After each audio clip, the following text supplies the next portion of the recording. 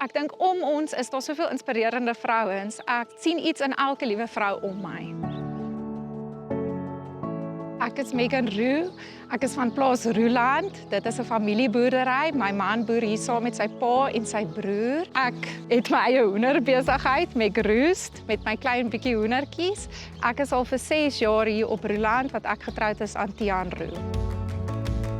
In die afgelope paar jaar het ek besef dat 'n vrou se rol in die boerdery is ook baie belangrik.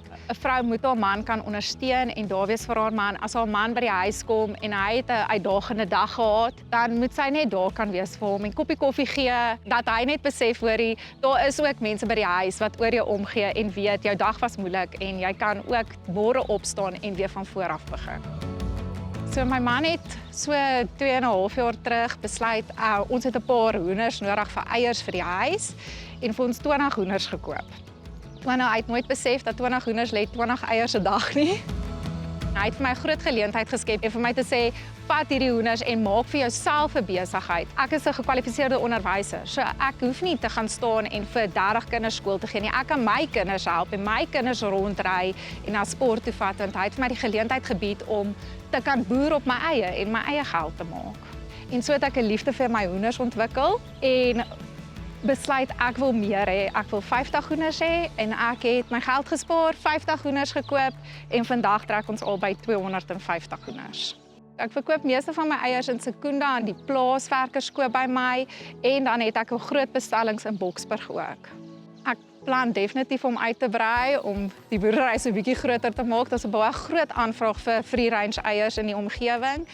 In hierdie gemeenskap hierso is ons 'n baie groot groepie jong boervrouens wat saam kan werk. Ons is baie geseënd om mekaar te hê. Ons is 'n sterk groep vrouens wat mekaar ondersteun. So as die een nie hulle kinders kan optel nie, dan tel ons die kinders op en ons bring die kinders terug. Ons is so 3 wat hoenders het. Ons ondersteun mekaar deur om as ek 10 treis wil gee vir iemand of benodig en ek het net 8 vir die dag, dan kan ek hulle bel en vra of het hulle vir my eiers en hulle sal met liefde vir my gee en ek kan dit weer verkoop namens hulle.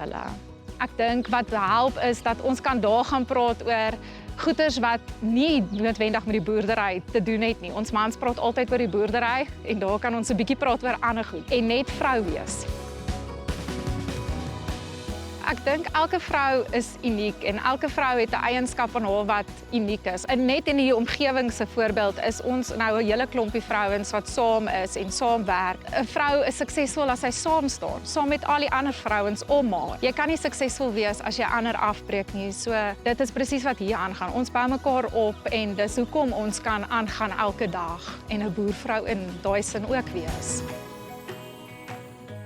Deur om te boer het mense vennootskap nodig en mense wat jou kan raad gee en leiding gee.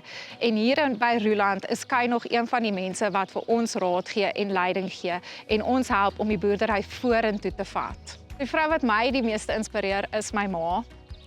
My ma is 'n baie sterk vrou. Sy het my geleer om te bid, om te glo en as daar 'n moeilike tyd is met die Here te praat. My ma het my geleer dat jy nie gaan lê nie, jy staan op en jy veg vir wat reg is vir jou. My ma is regtig 'n groot inspirasie vir my. My sussie is 'n amazing mens. Ek kyk op na haar van die oomblik wat sy 'n ma geword het.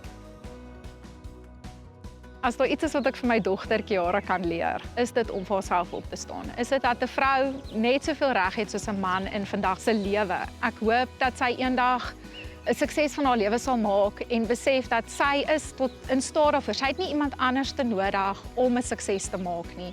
Dat sy self dit kan doen ook en sterk kan wees en standvastig kan wees. Solank sy die Here aan haar kant het en met die Here praat, dink ek sy kan enigiets in die wêreld oorkom.